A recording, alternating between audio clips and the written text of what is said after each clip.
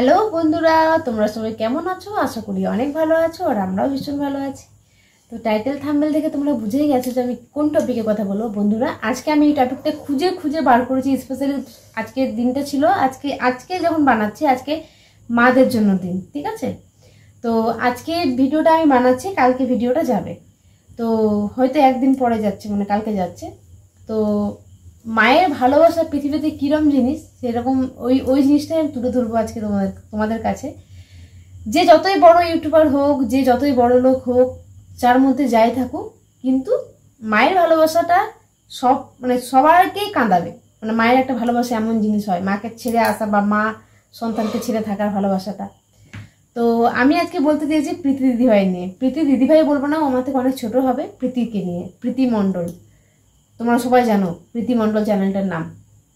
প্রীতি রন নামে বেশি বিখ্যাত। রন ওর হাজব্যান্ডের নাম, মানে হাজব্যান্ড বলতে 3 বছর হয়েছে ওদের রেজিস্ট্রি হয়েছে, এরকম বিয়ে হয়নি, কিন্তু রেজিস্ট্রি হয়েছে, মানে ওরা এখন থাকে একসাথে।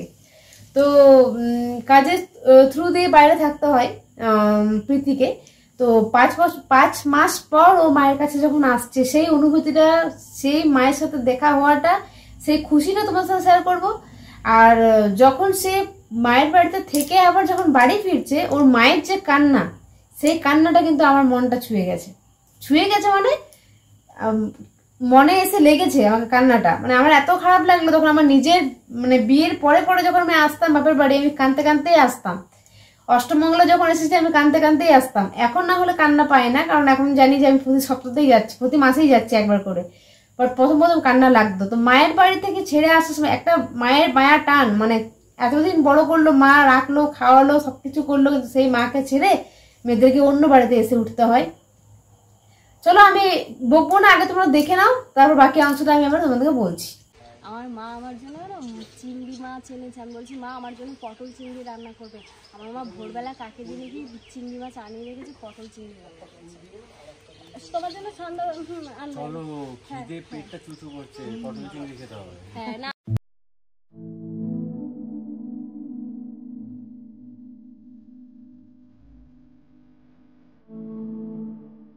আমার একটি খুব ভালো লাগছে। আমার দুই মেয়ে আমার কাছে হচ্ছে, মনে হচ্ছে কি আমি আগের জীবন ফিরে পাইছি।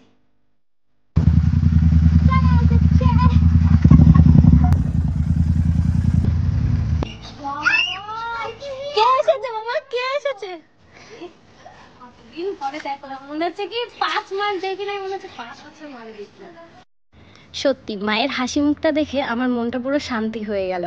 আবার কবে দেখা হবে জানি না, কিন্তু সেই প্রথম দিন যেদিন রন আমাকে এই বাড়ি থেকে নিয়ে যায়, সেদিন থেকে আজকের দিন পর্যন্ত যতবার আমি বাড়ি থেকে বেরিয়েছি, আমার মা চোখের জল ফেলেছে আমার জন্য। আর আমিও। মা বাবাকে ছেড়ে থাকার কষ্ট একমাত্র মেয়েরাই বুঝতে পারবে। এরপর আমি আর ব্লগটা কন্টিনিউ করতে পারিনি। প্রতিবার আমার সাথে যেটা হয়, সারা রাস্তা কান্না করতে করতে যাই, মায়ের চোখের জল দেখলে আর থাকতে পারি না। তো তোমরা কান্নাটা দেখে নিয়েছো, তোমরা আসার সময়টা দেখেছো, ওর মায়ের মুখের হাসি। ছুট্টি ধরে মেয়েকে আদর করলো, মানে এত খুশি হয়েছে যে 5টা মাস নয়, 5 বছর পর ওদের দেখা হয়েছে, এরকম একটা অনুভূতি ওদের মধ্যে হচ্ছিল। আমি এই ভিডিওটা ছাড়ার একটাই কারণ, আমি শুধু মাদের জন্য শেয়ার করছি, মাদের জন্য আর মেয়েদের জন্য। বেশিরভাগ তোমরা দেখবে ছেলে তো অবশ্যই মা বাবাকে ভালোবাসে, বলবো না, ঠিক আছে, মেয়ের ভালোবাসার একটা অন্য টাইপের হয়। দিনের বেলায় জায়গাটা একবার দেখায় নাকি? এই যে সেই নদী, যে নদীতে আমাদেরকে ওই যে নৌকা চড়িয়েছিল, যে নদীতে জলই নেই। আমার মা এরকমই। আমার আজকে খুব ভালো লাগছে, খুব। আমার দুই মেয়ে আমার কাছে আছে, মনে হচ্ছে কি আমি আগের জীবন ফিরে পাইছি। আর জামাই দুটো আইছে, যদি ভিডিওটা দেখে না কবে নাকি ও মায়ের নিয়েই খালি আনন্দ। মায়েরা খালি তো জামাই আসে না, জামাই না, আমার ছেলে, 2 ছেলে। আচ্ছা, ও বাবা, খুশি লাগছে না? আমরা সবাই অনেকদিন পর একসাথে বাড়িতে, তাই না? আমার আগের জামানা ফিরে পাইছি, তাই মনে হচ্ছে। তো যে ভালোবাসা টানে বলো বা যেসেই বলো, যে আমাদের বিয়ের পরও মা নামটা শুনলেই আমাদের চোখ দিয়ে জল বেরিয়ে যায় মেয়েদের। তো বাবা অবশ্যই সবকিছুতে জড়িয়ে আছে, কিন্তু মা একটা অন্য অনুভূতি। তো তোমরা দেখে তোমাদের কেমন লাগে? তোমাদের কান্না কার কার পেয়েছে তোমরা বলবে। আমার দেখে খুব কান্না পেয়ে গেল যখন আসছিল ছেড়ে প্রীতি, তখন ওর মায়ের এত কষ্ট হচ্ছে, ওর মা তো না বলতে পারছে থাক, না ছেড়ে থাকতে পারবে, এরকম একটা ব্যাপার। তো শুধু প্রীতির মা নয়, সবার মাই, সবার পৃথিবীতে সবার মাই সন্তান থেকে ছেড়ে থাকতে পারে না। তো বেশিরভাগ করে মাদেরকে ডেডিকেট করলাম এই ভিডিওটা, যে কত মা দেখবে ভিডিওটা আমি জানি না, তবে সত্যি কথা বলতে বন্ধুরা মায়ের বিকল্প হয় না, এখনো বলছি। তুমি কি বলো? একদমই তাই, কারণ মায়ের জন্য আর স্পেশাল কোনো দিন হয় না, মানে প্রত্যেক মায়েরই প্রত্যেকটা দিন স্পেশাল, ঠিক আছে? কারণ মায়ের জন্য এরকমভাবে কোনো একটা দিনে তুমি মাকে ভালোবাসলে এরকম হয় না। কারণ মা জিনিসটাই হচ্ছে এরকম যে তুমি যদি শুধু মায়ের দিকে তাকাও তাহলেই মা বুঝতে পেরে যাবে যে তোমার মনের মধ্যে কী চলছে। এরকম একটা জিনিস হচ্ছে মা। মায়ের কাছ থেকে মানে মা একটা আলাদা একটা ফিলিংস, আলাদা একটা অনুভূতি, আলাদা একটা ইমোশন। আমি যখন এখানে না খেয়ে থাকি আমার মা কিন্তু ওখানে বুঝতে পেরে যে আমি খাবার খাই। একদমই তাই। তোর কি শরীর খারাপ, সকালে ফোন করবে। নারীর টান বলো না, নারীর টান, সেটা হচ্ছে একমাত্র মায়ের সাথে একমাত্র হচ্ছে। তো সেই মাকে ছেড়ে আসার সময় কান্নাটা আমার খুব খারাপ লাগলো। মায়ের বাড়ি থেকে ফুর্তি আনন্দ মজা সেটাও তোমাদের সাথে শেয়ার করলাম যে কতটা মজা করছিল দিদিভাই, মানে দিদিভাই নয়, প্রীতি আমার থেকে ছোট হবে, তো তাও আমরা সবাইকে দিদিভাই বলি। তো তোমাদের ভিডিওটা কেমন লেগেছে বলো, তোমাদের কার কার ভিডিওটা দেখে মায়ের কথা মনে পড়েছে সেটাও অবশ্যই বলো। আমার তো ভিডিওটা দেখে মায়ের কথা মনে পড়েছে তাই আমি শেয়ার করলাম। তো যাক, পৃথিবীর সকল মা বাবা বেঁচে থাকুক, সকল মা বাবা ভালো থাকুক, মা বাবা ছাড়া যন্ত্রণা যেন কেউ ভোগ না করে, তার আগে যেন মানে আমি চলে যাই, মানে মা বাবা ছাড়া যন্ত্রণা যেন মানে আমাকে শুনতে না হয় যে আমার লাইফে মা বাবা নেই, এই কথাটা মানে বলতে না হয় যে আমার মা বাবা নেই। এটাই চাই, সকল মা বাবা বেঁচে থাকুক। মানে আর সব থেকে বড় জিনিস হচ্ছে মা বাবা এরা হচ্ছে পরম গুরু। মানে অ্যাকচুয়ালি ব্যাপারটা হচ্ছে ভগবান মা বাবাকে সৃষ্টিই করেছে এই জন্য যে ভগবান সব জায়গাতে একসাথে যেতে পারবে না, সেই জন্য মা আর বাবাকে তৈরি করেছে।